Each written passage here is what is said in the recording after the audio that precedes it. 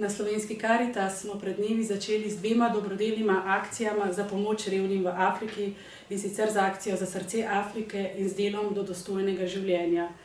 V zadnjih letih je bilo preko akcije Za srce Afrike, ki poteka v sodelovanju z misijonarji, narejeno res veliko lepega za te najrevnejše ljudi, za bolj dostojno življenje tega prebivalstva.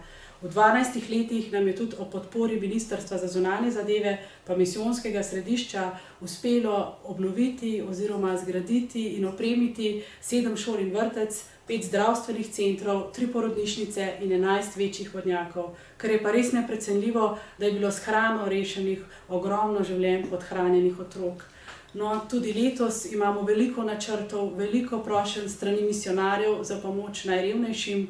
Ponovno bomo nadaljevali s podporo pri nakupih hrane za podhranjene otroke v Centralnoafriški republiki. Tam bomo tudi zgradili zunanjo jedilnico pa ograjo za okoli centra, kar je bo eden največjih projektov. Letos bo pa v kraju Musango v Ruandi, kjer deluje sestra Anka Burger, in sicer bomo tam zgradili zdravstveni center za bolnišnično oskrbo, sobe za otroke in odrasle. Prej so imeli v bistvu centre grajeni iz blata in dostojni pogoji niso bili tam noter za oskrbo.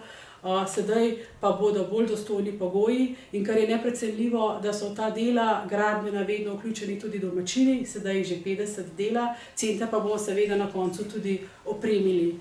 V tem letu bomo pomagali tudi zgraditi šolo v Burundiju, dodatnih 6 učilnic, da se bo v razredih lahko učilo 50 otrok in bo s tem kvaliteta pouka boljša.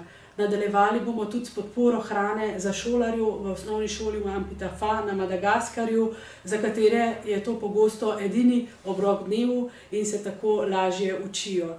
No, prošenj je kar veliko za letos, hkrati strani misijonarjev, hkrati pa bomo tudi podprli projekt, ki ga sofinancira Ministrstvo za zunanje zadeve in poteka v sodelovanju s Caritas Ruando. Projekt je namenjen trajnostnemu preživetju 600 revnih družin v Ruandi. Do sedaj smo jim že zagotovili koze za gnojenje zemlje, da bojo lažje pridelali hrano, razdelilo se jim bo tudi semena, sadike dreves. Tem družinam se bo omogočilo tudi kuhalnike iz gline, zato da bodo posekali manj gozda, ker sedaj kuhajo na odprtem ognju. Družinam s šoloobveznimi otroki pa tudi sončne celice z lučjo, da se bodo lahko učili tudi po 6. uri, ko tam pade noč, ker ni elektrifikacije. No, tudi ženske se bo po teh skupinah usposobilo za zagon obrti in se jim dalo tudi zagonska sredstva. Tako to so prošnje strani naših misijonarjev za letos. In veseli bomo, če bodo tudi letos preko akcije Za srce Afrike pomagali uresničiti. No, hkrati z akcijo Za srce Afrike pa poteka tudi program z delom do dostojnega življenja. Ljudje na podeželju Afrike imajo res malo možnosti za delo. Večinoma se ukvarjajo s poljedelstvom. Družine so zelo revne, številnimi otroci, mnogo je tudi vdov, otroci so tudi tako revni, da ne morejo hoditi v šolo, nimajo za zdravila.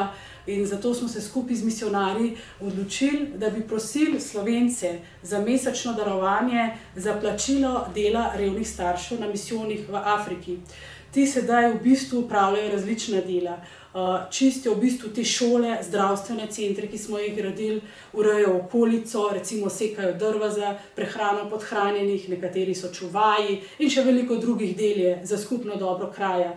In za to svoje delo sedaj prejmejo plačilo. V Afriki na podeželju je 1 evro na dan dovolj, da družina lažje in bolj dostojno živi, da imajo za hrano, za šolanje, za zdravila, da si mogoče poj kasneje kupijo tudi kakšen košček zemlje, kozo. In veliko družin v Afriki se je na ta način v zadnjih 9 letih, odkar poteka ta akcija, že postavilo na lastne noge.